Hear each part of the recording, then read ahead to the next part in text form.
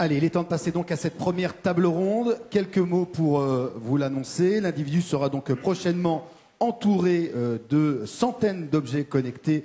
Mais là, je ne vous apprends rien. Ces objets faciliteront votre quotidien et vont révolutionner votre mode de vie, vont aussi révolutionner votre façon de penser. Les opportunités sont donc nombreuses et pas toutes encore exploitées.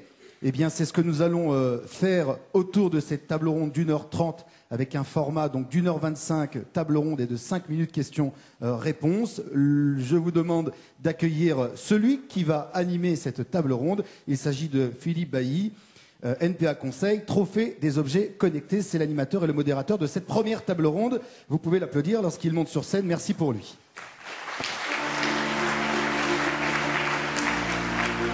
Cher Philippe, à vos côtés, il y aura Olivier Desbier, il y aura aussi Louis-Georges Romero, il y aura Ludovic Lemohan, il y aura aussi Virginie Gretz. Voilà, j'espère que j'ai bien prononcé leurs noms, qui viennent, s'ils sont présents. Bah oui, Virginie, allez-y, je vous en prie. Montez sur scène. Bien sûr, Laetitia, Olivier, tout le monde. Essayez de les applaudir un petit peu, c'est sympa, vous savez, on se met dans l'ambiance, c'est le matin. Bien, je vous souhaite à tous les 6 une très belle table ronde et on se donne rendez-vous dans 1h25. Je pourrais potentiellement vous rappeler l'horaire pour vous dire justement qu'il est temps d'aller un petit peu plus vite pour bien respecter l'horaire. Voilà, merci Philippe. On a bien compris que vous étiez le gardien du temps. Merci beaucoup. Donc, on va parler d'objets connectés pendant un peu moins d'une heure et demie. Les objets connectés, c'est un univers qui est de plus en plus compliqué à appréhender, en tout cas un périmètre qui n'est pas encore totalement délimité. Chaque étude qui permet de pousser encore un petit peu plus loin les frontières, ou en tout cas les chiffres qui sont jetés sur la place publique. On parle de milliards, on parle de dizaines de milliards, on parle de trillions. On parle aussi, et de manière un peu plus poétique, et comme l'avait fait d'ailleurs Stéphane Richard au Show Hello, de la vie connectée qui devient la vie tout simplement. C'était l'expression qu'il avait utilisée, et je crois qu'on peut la reprendre aujourd'hui. Plus simple peut-être que de multiplier les chiffres. Mais pour commencer cette table ronde, et précisément pour permettre à chacun de se situer dans ce débat et dire un petit peu si pour lui, l'expression pertinente, c'est objet connecté, c'est Internet des objets, c'est même Internet de tout. C'est aussi une expression qu'on peut lire aujourd'hui. Je vous propose donc un premier tour de table. On va prendre les intervenants par ordre alphabétique, ce qui est la seule manière de ne pas commettre d'impair.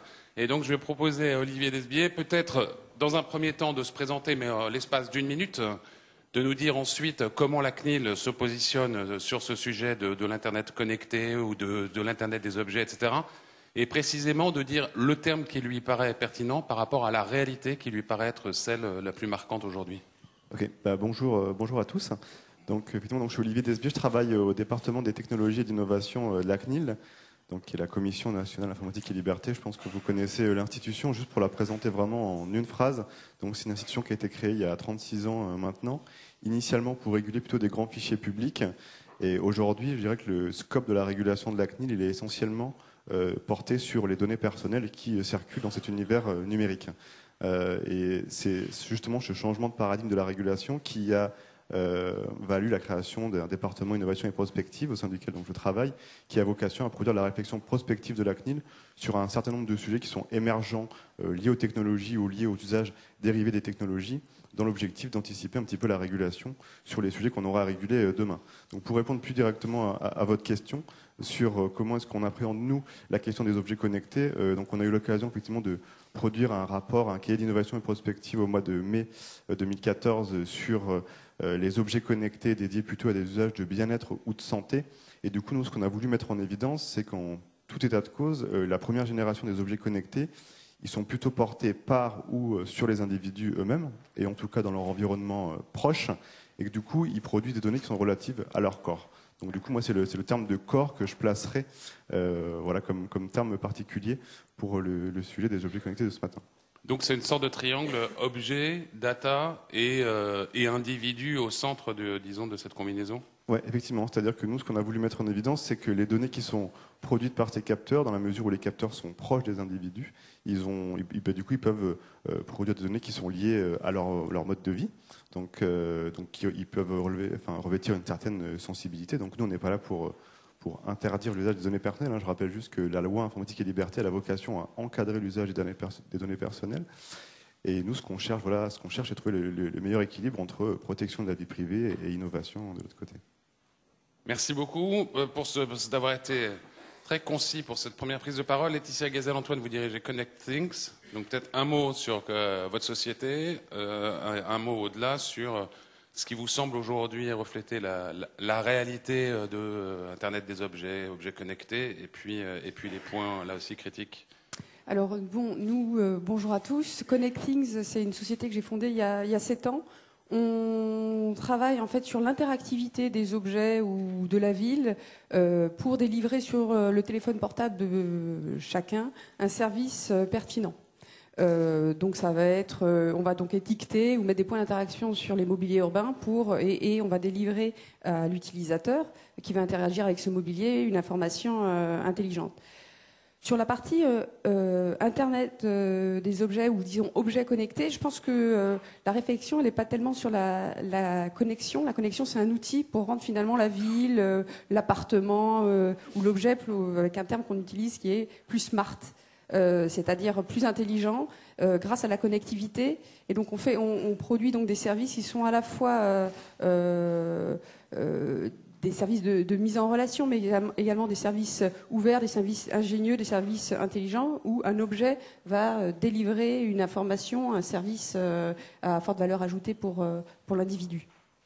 Donc la valeur ajoutée, la valeur cruciale, elle se situe où dans du design industriel, dans du développement logiciel, Je pense que c'est un peu de tout ça. Il y a une finalité qui est de délivrer un service pertinent, contextuel, ouvert, collaboratif à l'utilisateur. Donc il peut y avoir un design d'un objet qui rend attractif cet objet et qui va faire que l'individu va vers l'objet, mais c'est également du développement logiciel parce que il faut mettre en musique toutes les données, toutes les informations qu'on a pour rendre l'information, le service le plus pertinent à l'individu, et c'est bien d'autres choses encore. La finalité, c'est de rendre finalement un service utile.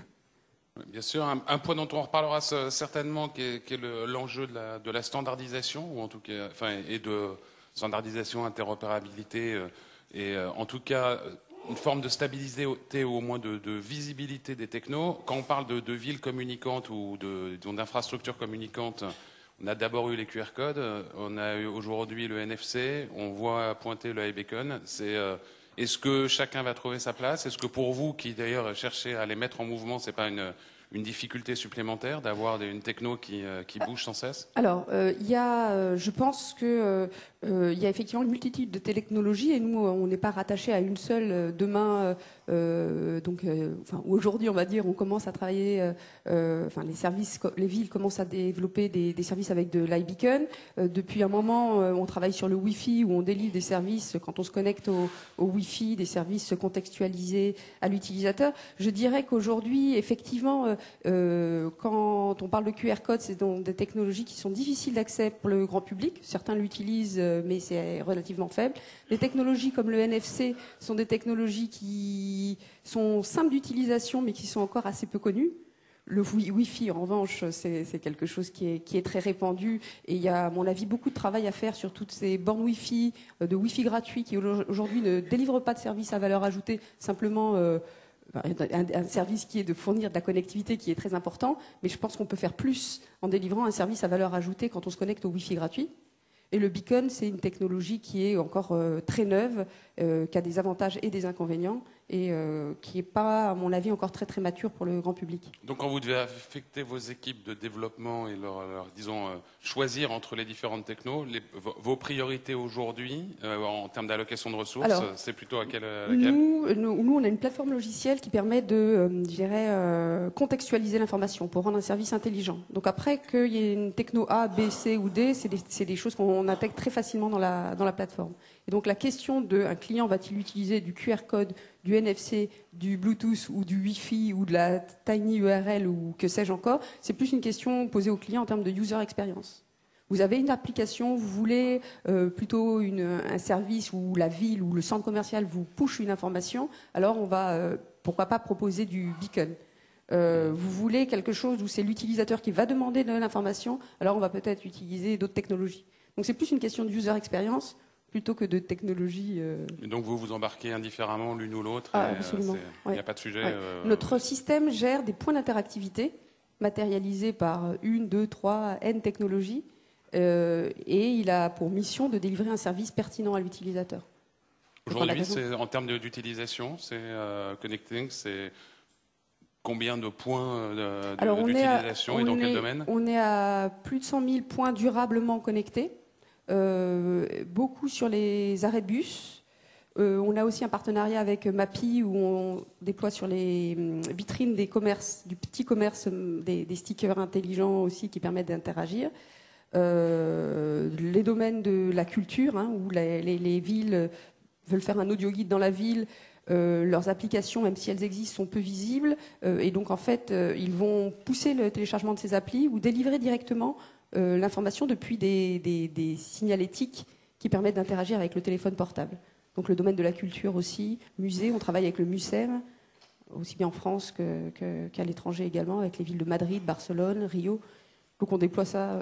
Et vos concurrents, c'est quoi? C'est des afficheurs comme Deco, par exemple? Alors, on travaille beaucoup avec Deco, pas exclusivement. C'est un partenaire, donc pas c'est plus un partenaire qui, d'un point de vue service proposé à la ville, trouve intéressant de proposer plus de valeur, le mobilier urbain, tout ce qu'ils font de magnifique autour des abribus, mais également des interactions avec le mobilier urbain et le téléphone portable. Donc là, ils s'appuient sur nous pour déployer ça.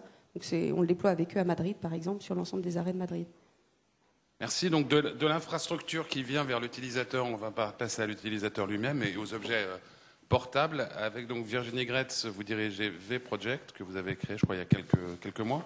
Oui, tout à fait. Alors, moi, j'ai créé V-Project en juin 2014, mais ça faisait déjà 1 an que je réfléchissais au projet, qui était à l'origine un projet hardware de bracelet connecté d'alerte et qui a changé en fait à partir de la création de la société. On est passé sur on développe aujourd'hui Mister Gabriel, qui est une application pour les montres connectées. On a pensé que le marché des montres connectées était en train d'arriver très très très vite et ça servait plus à rien de produire notre propre hardware pour une start-up en plus. Donc, Mister Gabriel est une application de garde du corps connecté qui permet, en un clic ou en 2 mots, démarrer alerte, de lancer une alerte qui va être transmise aux anges gardiens de la personne qui auront été prédéfinis à l'avance et qui devront suivre un protocole qui sera de rappeler l'utilisateur, de vérifier ce qui se passe et éventuellement transmettre l'alerte aux services concernés. Donc ça, c'est la première fonctionnalité et donc notre application sort dans 3 semaines sur le Google Play. On va ensuite développer des fonctionnalités qui seront la détection de choc et des fonctionnalités d'alerte semi-automatique avec l'utilisation des capteurs pour identifier des signaux qui laissent penser qu'il peut y avoir une urgence et que la personne se retrouve dans un scénario d'accident, d'agression ou de malaise et qu'il faut donc intervenir. Et ensuite, bien sûr, on va porter sur l'Apple Watch dès qu'elle sort. Voilà. En termes d'abord, première dimension, vous avez renoncé à fabriquer vous-même votre objet. C'est parce qu'aujourd'hui, designer un objet, le faire fabriquer, développer un circuit de distribution, faire du marketing, le marketing pour tout ça, c'est trop lourd et que les places, d'une certaine manière, sont déjà distribuées. Est-ce que... En fait, c'est effectivement une partie de la raison. C'est très compliqué aujourd'hui, même si il y a beaucoup d'efforts qui sont notamment menés par Monsieur Carrel. Donc il y a beaucoup d'efforts pour faciliter l'industrialisation pour des startups. Ça reste quand même très compliqué et tout le monde avouera tôt ou tard qu'il faut aller en Chine et que pour une startup, ça complique beaucoup le processus. Et c'est très capitalistique. Mais la vraie raison, c'est qu'on a pensé que les usages étaient en train de migrer vraiment vers le monde connecté. Aujourd'hui, c'est vrai qu'il y a beaucoup de bracelets, donc il y a des bracelets d'alerte, il commence à y avoir des bracelets d'alerte. Il y a également beaucoup de bracelets de fitness, mais qui sont chacun sur une niche. Or, la montre connectée permet d'avoir plein d'usages et d'avoir tous ces usages sur une seule interface. et on pense que c'est le futur. Donc le futur, en termes d'objets, ça veut dire montre et smartphone, ou ça veut dire, parce que est-ce que je vous traduis mal en disant que le bracelet a peut-être un avenir plus limité et que donc la connectivité, elle va se porter sur le smartphone et durablement la montre? Nous, on pense que la montre est là pour rester, qu'effectivement les Google Glass ont été un échec, mais que c'est vraiment propre aux Google Glass qui étaient très intrusifs pour les non-utilisateurs, qui étaient quand même relativement peu confortables pour les utilisateurs qui n'avaient pas l'habitude de porter des lunettes, et qui sont aujourd'hui encore très chers, même si on les trouve bradés sur eBay. Donc on pense que malgré le fait qu'il y ait eu ce premier échec, on pense que les montres connectées sont très différentes, puisqu'elles sont beaucoup plus discrètes, elles sont d'une interface qui est quand même beaucoup plus proche du smartphone, et qu'elles ont une réelle utilité, puisque ce qu'on voit, c'est que l'utilisateur de smartphone aujourd'hui sort son smartphone 125 fois par jour. C'est les chiffres qui ont été communiqués par Google lors de Google I.O. Donc c'est quand même énorme, et je crois que c'est 200 fois par jour pour les possesseurs d'iPhone. Donc, et pour ces raisons-là, la montre connectée permet, rien que pour ça, de plus être dérangé en réunion, de plus avoir le stress de la sonnerie en permanence, de pouvoir répondre très rapidement à un SMS quand on est en train de marcher, de pouvoir prévenir quand on est en retard d'un petit de gestes. Donc pour toutes ces raisons-là, même si l'usage clé est peut-être pas encore arrivé, je pense qu'elles sont vraiment là pour rester. Et vos clients pour demain, votre marché, c'est le marché de la peur, entre guillemets, et donc de la prévention de l'agression. C'est celui de la silver economy, et donc des seniors qui peuvent à un moment tomber dans la rue, ou enfin bref, être en difficulté. C'est celui des enfants à la sortie de l'école qui peuvent soit se faire mal, soit être importunés. Enfin, vous visez qui avec Project? Alors nous, on espère faire une sorte d'airbag finalement virtuel qui s'adressera, alors peut-être pas aux enfants, parce qu'avant qu'ils aient une montre connectée, il faudra que le marché baisse beaucoup, le prix en tout cas, mais clairement pour toutes les personnes qui soit ont peur, peuvent avoir peur de l'agression, soit ont une pratique de sport à risque et qui donc peuvent partir faire des choses, ou même juste se promener, des ados qui partent en scooter et qui peuvent très bien se planter en revenant d'une soirée. Donc on est sur, et puis bien sûr, à moyen terme, le marché de la dépendance. Donc des personnes silver economy, là, c'est avec un rapport très différent à l'objet, puisqu'on n'est plus sur un objet stigmatisant et dévalorisant, mais sur un objet qu'on sera plutôt fier de porter, même si bien sûr il faudra s'habituer à l'interface, et qui dissimulera le fait que c'est aussi un système d'alerte. Pardon, une question qui peut paraître anecdotique, mais Mister Gabriel, il n'a pas forcément tout à fait le même profil, selon qu'il doit répondre à une personne âgée qui a un malaise, à une jeune femme qui est importunée dans un parking, ou à un enfant qui s'est perdu en rentrant de l'école. Donc il doit être quoi, à la fois infirmière, monsieur muscle Alors, il ne répondra pas le problème de l'enfant qui s'est perdu en sortant de l'école. Aujourd'hui, il existe des applications de tracking, et nous, on n'est pas du tout sur ce marché-là.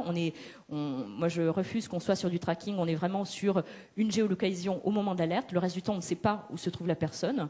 Donc, c'est pour des adultes autonomes. C'est pas pour des personnes qui ont Alzheimer. Donc, on est vraiment sur un marché de personnes qui peuvent se retrouver en situation d'urgence.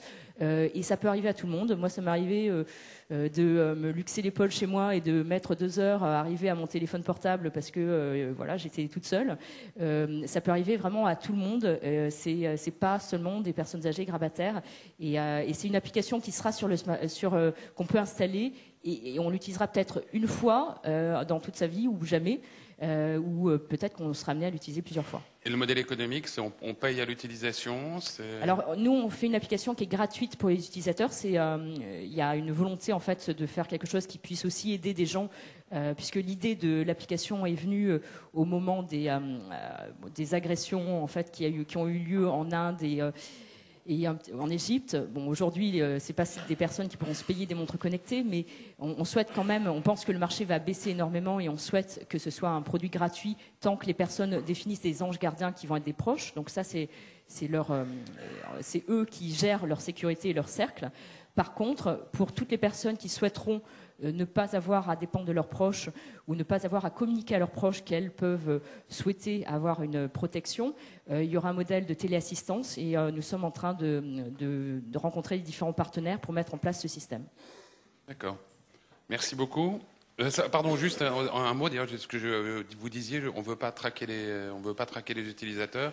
C'est-à-dire que vous n'êtes pas du tout dans le business de la data, du traitement votre modèle économique, c'est pas en profiter pour développer des services annexes dès lors que vous connaîtrez les parcours quotidiens de vos clients. Non, alors on utilise, si l'utilisateur, dans la fonctionnalité alerte semi-automatique, on va proposer à l'utilisateur de se mettre ce qu'on appelle en mode vigilance, qui permet d'utiliser des datas, enfin de le suivre, pour pouvoir comprendre quand est-ce qu'il peut se retrouver en situation d'urgence. Donc là, effectivement, on utilise une sorte d'intelligence artificielle un peu dégradée qui permet de comprendre ses habitudes et d'apprendre aussi, comme la montre connectée permet d'avoir un retour utilisateur, puisqu'on peut lui demander est-ce que ça va, est-ce que tu es en train de courir, est-ce que on peut lui poser un certain nombre de questions sur ce qu'il est en train de faire aussi pour mieux comprendre et mieux savoir réagir par la suite.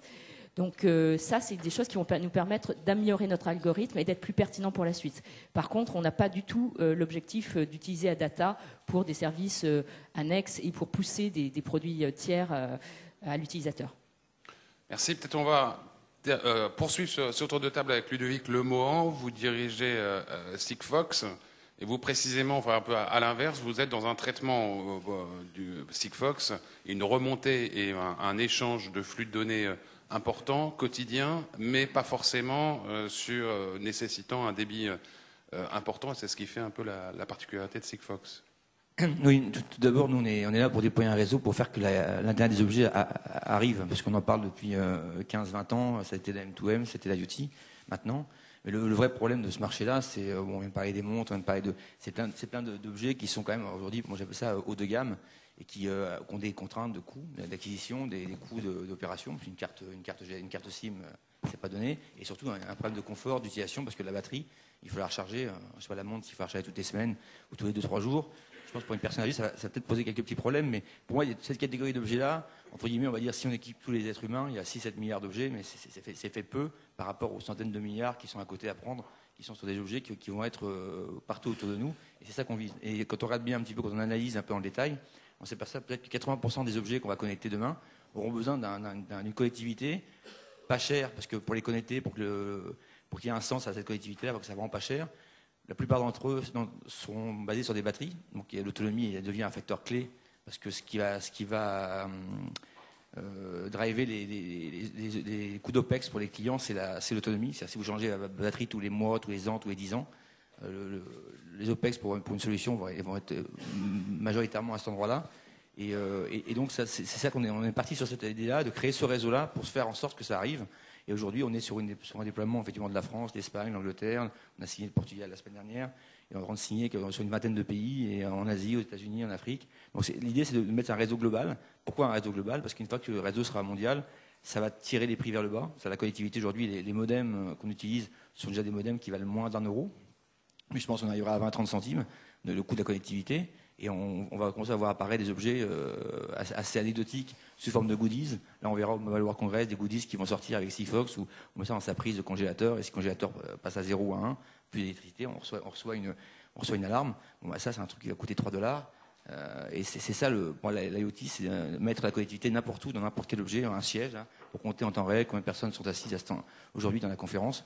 Aujourd'hui, on ne sait pas trouver un business model pour ça. Qui va investir X dollars par siège s'il n'y a pas un business model? Si demain, c'est $1 par siège, je pense qu'on peut commencer à se dire il y a peut-être des trucs à faire intéressants pour faire des statistiques d'usage, savoir si même corréler nos personnes assises avec la température de la pièce, etc. Donc, nous, on est vraiment amener cette connectivité-là à très très bas coût, à l'échelle mondiale, parce que je pense que si c'est pas mondial, ça décollera pas. Donc, c'est ça l'enjeu de ce qu'on est en train de faire.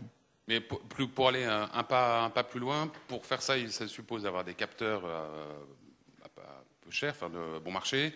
Ça suppose d'avoir effectivement des batteries, un moyen de les alimenter là aussi qui soit peu coûteux et puis avec une durée de vie importante. Et ça suppose d'avoir de la connectivité, du réseau, d'opérer des fréquences. Donc vous êtes sur les trois fronts? Non, nous on est juste un opérateur, donc nous on déploie le réseau. Simplement, on déploie des antennes, comme l'ont fait nos collègues des opérateurs telco. On met des antennes pour couvrir les territoires, pour nous permettre de téléphoner. Nous, on a couvert la France, l'Espagne, l'Angleterre et la Hollande. Et on on a une approche où on pose nos antennes partout et on crée une couverture cellulaire, ce n'est pas GSM mais c'est cellulaire aussi, qui fait qu'on n'a plus à se préoccuper si on est connecté ou pas, on démarre son objet, il se connecte au réseau. C'est ça l'enjeu d'avoir cette connectivité, qu'on appelle ça out of the box à la mode américaine, mais c'est où qu'on soit, on a une connectivité qui est pas simple, qui est pas chère, qui est simple, et qui consomme pas beaucoup d'énergie. Et pour répondre à votre question de l'enjeu pour nous, c'est que l'enjeu de déploiement mondial, il est parti. Enfin, vous entendrez parler de pas mal de choses d'ici la fin de l'année, au début de l'année prochaine. Donc je pense que le coup est parti, et je pense que les opérateurs prennent le relais aujourd'hui. Donc de déployer ce réseau-là, parce que il fait partie il devient une évidence en quoi il fallait quelque chose de pas cher. Les chips sont fabriqués par tous les silicon vendors du marché. C'est-à-dire que nous, on a pris comme partie aussi, pour que l'IoT puisse exister, il faut embrasser la plus grosse partie du marché. Il faut que tout le monde soit aligné dans la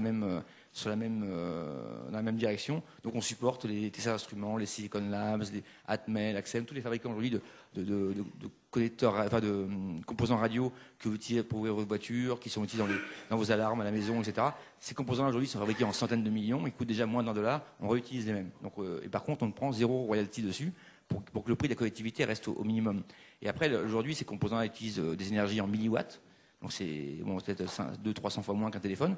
Mais après, l'enjeu pour nous, c'est l'enjeu même de l'IoT, c'est d'aller encore passer à une échelle, un ordre de grandeur, c'est de passer au microwatt.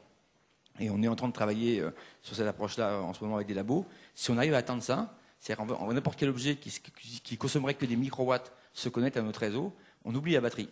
Là, on va utiliser de l'énergie harvesting, c'est-à-dire un petit panneau solaire, le mouvement, la chaleur et même les ondes radio elles-mêmes vont suffire à agréger quelques microwatts et atteindre le réseau. Et c'est ça le Graal pour moi de l'IoT, c'est être capable d'avoir des composants pas chers. Donc là, on parle de chips qui vont être à 30 centimes, qui n'ont plus besoin de batterie et qui vont se connecter à un réseau cellulaire. Et à partir de là, la créativité va être sans limite. Et les réseaux sur lesquels vous opérez sont pas vous n'avez pas d'enjeux réglementaires d'obtention d'autorisation, d'utilisation des fréquences. Tout à fait. Donc là aujourd'hui, on opère sur des bandes ISM, donc des bandes sans licence, donc qui sont libres d'accès. Par contre, elles sont très très contraintes en termes de puissance, de duty cycle, c'est-à-dire qu'on ne peut pas émettre plus de tant de temps par jour ou par heure. Enfin, donc c'est des contraintes très très fortes. Mais quelque part, nous, ça nous va bien parce qu'on utilise des puissances très faibles. Donc, la bande sans licence dans la zone ETSI, mon voisin pourra peut-être parler, c'est limitée à 25 milliwatts, là où on l'utilise. Donc, c'est très peu comme puissance. Et donc, avec 25 milliwatts, on a montré qu'on pouvait faire 50, 100, 200 km. Les cas d'usage en ville, urbain comme Paris, on fait en moyenne 15 km. Mais donc la contrainte, c'est cette puissance très faible qui a un vrai problème, qui fait que jusqu'à maintenant, on parlait de spectre pour le short range de courte portée. Et on arrive à faire de la très longue portée avec. Donc c'est vrai que ces bandes-là sont très contraintes. Elles existent à peu près partout dans le monde. Dans la zone FCC, parce qu'on a eu l'approval FCC il n'y a pas longtemps. Là, on est à 900 et quelques mégahertz. Donc c'est pas la même régulation, c'est pas la même puissance, c'est pas le même spectre exactement, mais elles existent à peu près partout. Et vos clients aujourd'hui, est-ce que vous avez quelques cas d'implémentation que vous pouvez citer, ou d'utilisation? Il y en a plusieurs centaines, mais les gros clients aujourd'hui qui sont partis sur des gros volumes, on parle de 5 millions de pièces dans le monde de la sécurité, incendie, intrusion, tracking, l'asset tracking, notamment avec Securitas Direct, qui est un de nos gros clients, qui est parti avec nous au départ pour quelque chose d'assez rigolo, c'est que le monde du GSM fait face à des problématiques, même du Wi-Fi, des brouilleurs radio. C'est-à-dire que maintenant, vous arrivez avec un brouilleur chez quelqu'un, vous cambriolez, il ne se passe rien, parce que le GSM n'est pas capable de se connecter, d'utiliser. Donc avec nous, on est entre guillemets anti-jamming proof, on va dire. Et c'était la première idée. Après, ils se sont dit, avec une techno comme ça, on peut faire des trackers. On parlait des trackers pour les enfants ou pour n'importe quoi. On connecte des vaches, des canards, des personnes. Aujourd'hui, on connecte un peu tout. Mais c'est des chips qui vont être vendus à $20 à peine, avec 3 ans d'autonomie. Et ça change complètement. Donc le modèle du tracking, pour moi, c'est un modèle assez infini. On est à la grande distribution aussi des palettes. Donc ça devient quelque chose de... L'instant qu'on ramène le coût du tracker à des prix très très bas et à des autonomies très longues, je pense qu'on va traquer à peu près tout. Et ce que vous dites, vous utilisez des bandes de fréquences limitées en spectre et donc en capacité. Ça vous permet de remonter quel type d'information? Est-ce que c'est juste de l'alerte, du message très court de type alerte? Est-ce que ça peut être une information plus dense? Est-ce que notamment dans des utilisations marketing de suivi de consommateurs, de comportements, etc., est-ce que ça s'intègre, votre proposition s'intègre dans ces dispositifs? Alors nous, aujourd'hui, on transmet des trames. À l'heure actuelle, l'offre qui est lancée, c'est une offre de communication bidirectionnelle de trames de 12 octets.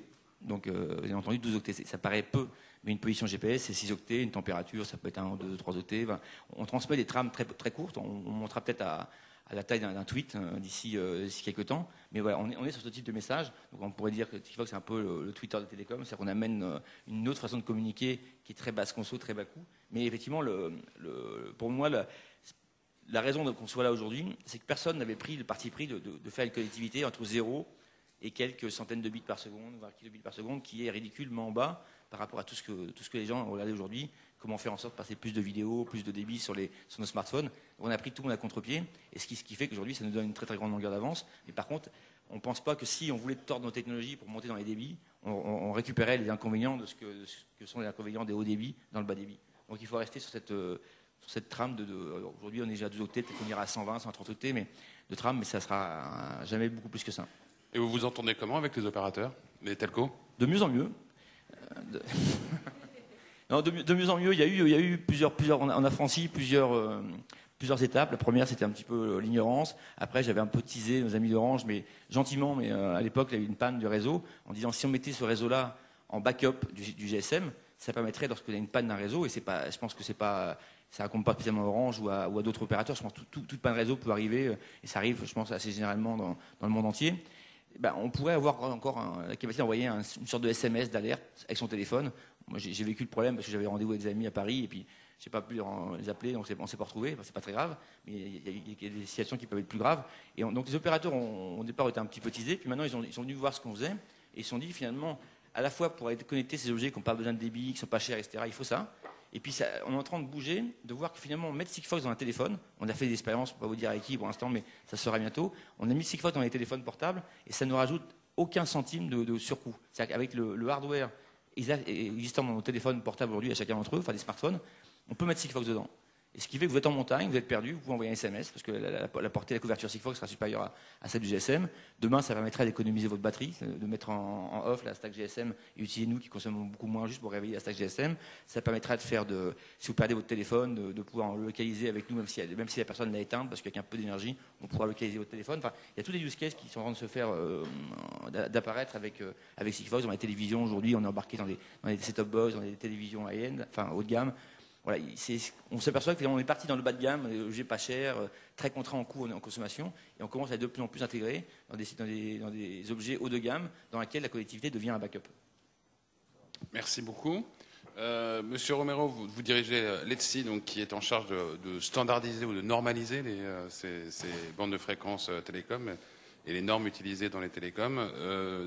Quand vous entendez votre voisin précisément, est-ce que ça vous fait réagir? Est-ce que vous dites que c'est un champ ou une bande que vous auriez dû réglementer? Enfin, c'est quoi aujourd'hui l'enjeu de la standardisation par rapport à l'Internet des objets? Merci. Tout d'abord, je m'excuse, mais je vais vous répondre en anglais, parce que sinon, ça va être très mauvais pour tout le monde. Donc, well, actually, rather than standardizing the frequency bands, what we do is trying to understand which are the technologies which need which frequency bands, and then we cooperate with CPT, which is the organism that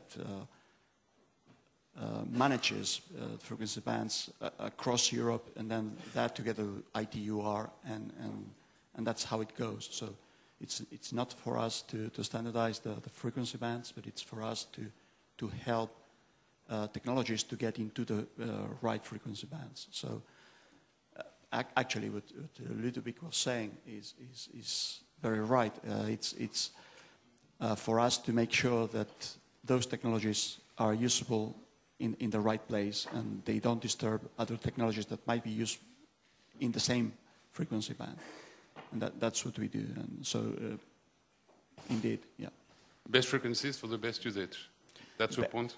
It's best frequencies for the best usages. But again, it's not for us to decide which are the frequencies and which are the users, but the other way around. We are to help the technologies to get into those frequencies that has already been or have already been allocated to specific usages. So how do you manage with the specific issues raised by the IoT? Actually, what we need to handle is beyond the frequencies. And we've been talking about Internet of Things, and we've had 4 people talking about it before me, and it's already a wide diversity. But if you go even beyond that, you will see that there are zillions of potential applications and usages of machines communicating to machines, communicating to people, or machines enabling people to communicate with each other.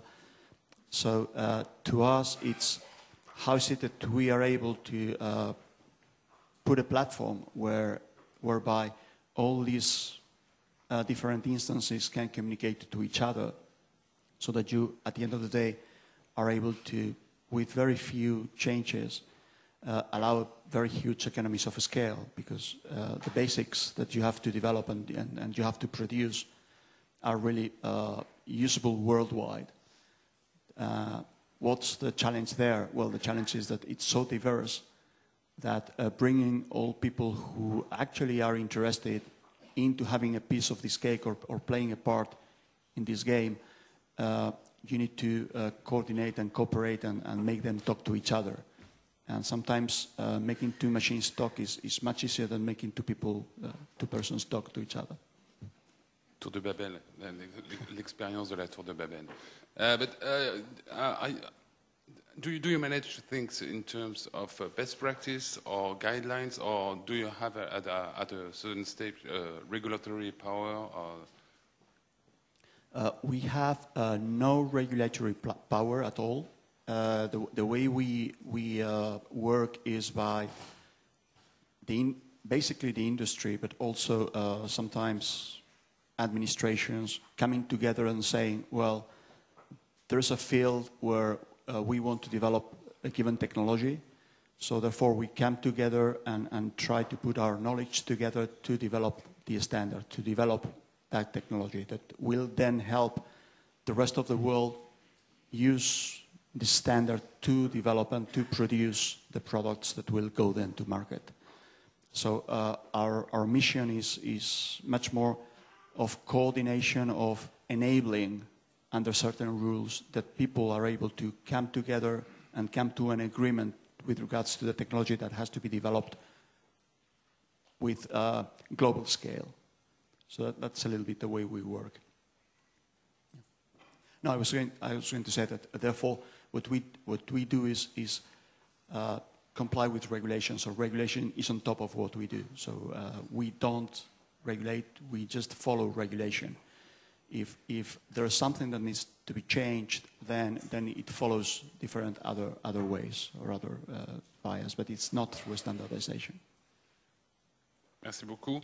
On parlait plus finalement de pédagogie à l'instant et d'encouragement et d'accompagnement des acteurs vers la meilleure pratique, ce qui est un peu, je me reviens à la CNIL.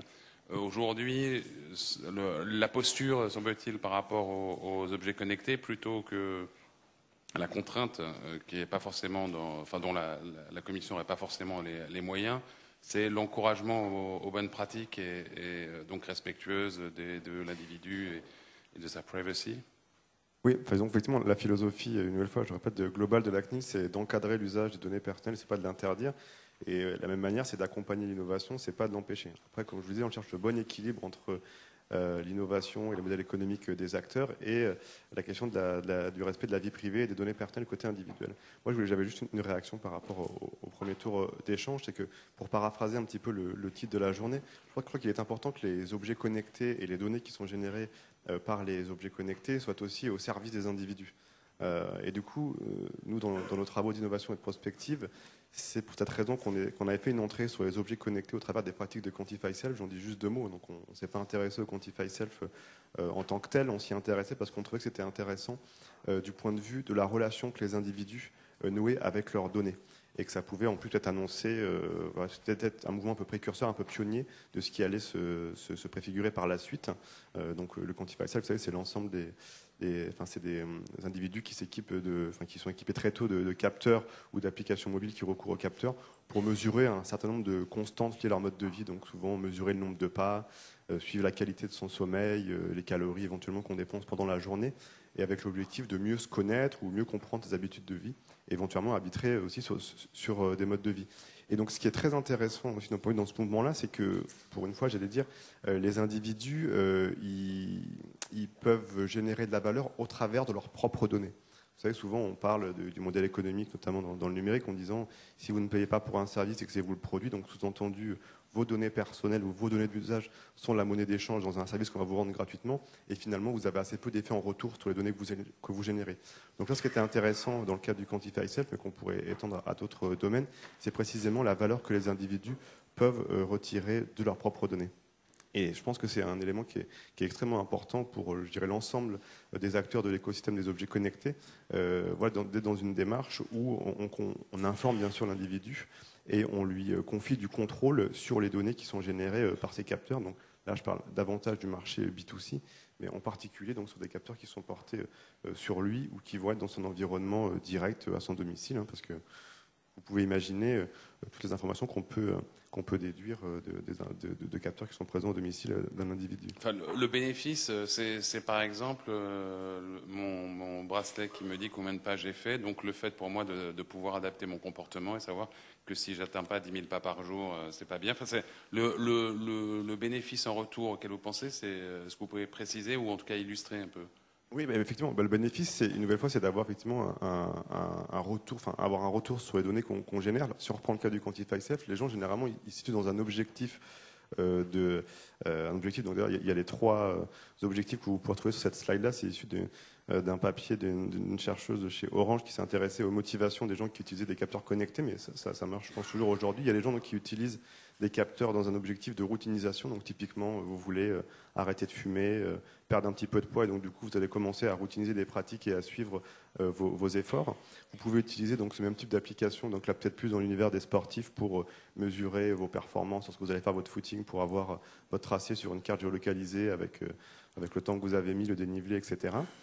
Donc là, je dirais où la pratique de quantification ou des données, elle fait vraiment partie de la pratique sportive. Et puis vous avez également des individus qui vont utiliser ces capteurs pour la surveillance d'un facteur à risque. Donc ça peut être notamment pour les maladies chroniques, surveiller le diabète ou des données de tension, par exemple. Et donc effectivement, l'idée, c'est que les données, elles sont bien visibles pour les individus. Ils peuvent les manipuler, les croiser entre elles et essayer d'établir des corrélations qui leur renseignent sur la manière dont, sur leurs habitudes de vie et ce genre de choses. En termes de problèmes ou de questions potentielles, tant que l'individu accumule des données sur lui-même, d'ailleurs qu'il pourrait faire aussi en comptant mécaniquement, c'est pas lui-même, mais en tout cas, tant que l'application l'aide à accumuler pour lui-même des données qu'il va utiliser en local, entre guillemets, la CNIL n'a pas de sujet. Il n'y a jamais de problème. Nous, on regarde les enjeux, en fait. Hein. Voilà. Je veux pas non, les enjeux, ils sont effectivement, c'est que... C'est au moment où la data est transmise, donc est-ce qu'elle est transmise, je dirais, proprement en termes de sécurité? Est-ce que d'abord elle ne peut pas être captée à droite ou à gauche? Et est-ce qu'elle est retransmise ensuite à un tiers commerçant ou autre qui va pouvoir l'intégrer dans d'autres offres? Et est-ce qu'éventuellement il y a des corrélations qui vont être établies, qui peuvent devenir discutables, qui méritent au moins d'être discutées? Typiquement les utilisations de pratiques de bien-être, de pratiques quotidiennes en termes de comportement, et les assureurs, et le lien avec le prix des polices d'assurance, par exemple. Exactement. Ça, c'est les bons termes du débat, c'est-à-dire qu'on a d'un côté des individus qui vont s'équiper de capteurs, qui vont aller acheter, parce que maintenant c'est distribué dans tous les commerces, donc vous pouvez acheter vous-même ces capteurs et commencer à générer vous-même des données. Après, ce qui n'est pas forcément évident, c'est que les individus peuvent avoir l'impression de nouer un rapport direct avec leurs données parce que c'est eux qui en sont à l'initiative.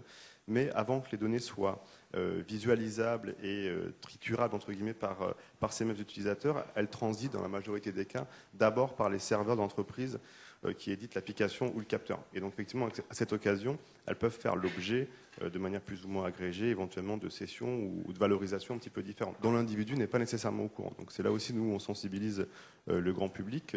C'est que ces données circulent et qu'elles peuvent éventuellement être réutilisées par d'autres, que ce soit en raison du modèle économique des acteurs, parce qu'une nouvelle fois, la donnée est aussi au cœur d'un certain nombre de modèles économiques, notamment de nouveaux entrants, ou à l'initiative des individus eux-mêmes qui parfois peuvent partager leurs données. Et effectivement, et quand je dis qu'il faut que l'utilisateur soit en situation de contrôle, l'idée effectivement c'est que ces données ne se retournent pas contre lui. Hein. C'est un petit peu ça la posture de la CNIL sur l'ensemble de ces sujets, c'est de protéger pour pas qu'elle soit utilisée à son détriment. Et l'exemple effectivement qu'on peut citer, c'est que d'ailleurs on le voit, hein, qu'il y a déjà il y a des nouveaux acteurs, notamment des grandes plateformes ou des grands acteurs du numérique qui viennent sur ces marchés, donc notamment du bien-être et de la santé. Je le prends en exemple parce que on voit tous la sensibilité qu'il peut y avoir sur ce type de données, mais qui investissent ces marchés en essayant de s'établir en tant que plateforme. Donc notamment il y a Google qui a lancé récemment Google Fit, qui est une petite application qui veut récolter pas mal le maximum de données de fitness, donc qui propose aux utilisateurs. Apple a une stratégie un peu similaire à travers de son Health Kit. Donc ils veulent être en position d'agréger un certain nombre de données. Donc vous avez des acteurs qui vont être en capacité d'avoir tout un ensemble de jeux de données relatifs au mode de vie des individus. Donc effectivement, il faut que ce soit bien sécurisé, bien géré, qu'il y ait du contrôle pour l'individu. Après, la question qui se pose, c'est si ces données viennent être utilisées, donc là je vais reprendre un petit vocabulaire, informatique et liberté, dans d'autres finalités, donc s'il y avait un détournement de finalité, c'est-à-dire que si vous utilisez votre application de course à pied pour suivre vos efforts, mais que ces données-là, finalement, elles deviennent accessibles à d'autres acteurs que vous n'avez pas nécessairement anticipés, type des assurances ou des mutuelles, qui s'intéressent très naturellement à ces marchés, hein, puisqu'elles ont vocation à accompagner la santé de leurs clients. Voilà, donc du coup, ça pourrait poser des questions en termes de discrimination. Soit on serait exclu d'un service, par exemple, parce qu'on n'aurait pas un comportement assez vertueux, qu'on ne serait pas suffisamment en forme, ou par des pratiques de prix qui pourraient se servir de ces données-là pour personnaliser un petit peu le service. Et du coup, les guidelines que vous avez pu édicter, ou enfin les principes de bons usages, est-ce qu'ils ont été résumés, ou est-ce que vous pouvez du coup les rappeler? Oui, alors du coup, sur ces, alors on n'a pas un document pour les objets connectés parce qu'il y a tellement de familles et de sous-ensembles d'usages que ce serait un peu compliqué. On a néanmoins, il y a les CNIL européennes qui ont sorti récemment, au mois de septembre, un document. Donc c'est le groupe du G29, donc qui réunit les CNIL européennes, qui ont sorti un avis qui s'appelle, sur le développement de l'Internet des objets, défini comme justement le Quantify Safe, les wearable technologies et les capteurs connectés dans le domicile. Et alors, il y a des choses qui sont un petit peu, qui sont assez évidentes, mais nous, on parle beaucoup souvent de privacy by design, c'est-à-dire que pour les entreprises, les acteurs économiques, c'est inclure très tôt dans un projet les questions liées aux données personnelles et aux impacts sur la vie privée. Et donc, du coup, on recommande aux acteurs de mener des études d'impact sur la vie privée. Et d'ailleurs, je fais juste une petite parenthèse, c'est d'ailleurs un outil qui va être fortement recommandé dans le cadre du futur règlement européen, donc qui pourrait être voté l'an prochain et entrer en vigueur d'ici 2017, où l'idée finalement c'est de dire aux acteurs économiques, aux entreprises, on réduit les formalités en direction des autorités de protection des données, donc vous avez moins de formalités à accomplir en direction de la CNIL, en revanche vous avez plus de responsabilités en contrepartie qui vous est confiée. Et donc ça peut s'incarner par l'impact, des études d'impact sur la vie privée. Donc lorsque vous avez un nouveau projet de produit ou de service, vous essayez de lister un petit peu les questions qui peuvent se poser. Voilà pour le coup les risques qui peuvent apparaître, et puis d'essayer d'expliquer finalement dans ce document, quasiment une dissertation, vous voulez, un peu intellectuelle, comment est-ce qu'on peut répondre, comment est-ce qu'on peut patcher un petit peu les zones de risque qu'on a identifiées. Donc voilà, ça c'est déjà je dirais un outil qu'on pousse en direction des acteurs économiques. Et puis après, comme je vous le disais, on a toujours des guidelines toujours sur l'importance de donner des informations claires aux utilisateurs et de leur donner des outils de contrôle, une nouvelle fois, sur les données qu'ils peuvent générer. Et puis ensuite, pour ce qui est du marché français, sur un vertical qui est très particulier, qui est sur celui des... En fait, on a sorti aussi, la CNIL sort de nouveaux outils pour parler aussi donc aux acteurs économiques sous forme de pack de conformité. L'idée, c'est de revenir dans un document des guidelines pour une secteur ou une filière bien identifiée. Et on a sorti, donc je crois que c'était en fin d'année ou début d'année, un document sur les compteurs communicants. Alors, ça fait pas très innovant vu comme ça, mais il y a un certain nombre, je dirais, d'étapes de raisonnement qui peuvent être très utiles pour tout un ensemble d'objets connectés qu'on va retrouver dans le domicile des individus.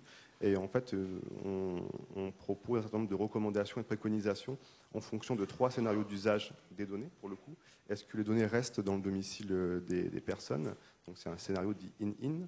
Est-ce que les données sont susceptibles de sortir vers un prestataire de service? Donc on récupère les données du compteur, in-out. Et est-ce qu'il peut y avoir un effet en retour de ces données sur le pilotage d'un dispositif qui est dans le domicile de la personne? Donc c'est un scénario dit in-out, in où les données reviennent. Et du coup, en fonction de ces scénarios, on définit un certain nombre de préconisations et de recommandations en direction des acteurs.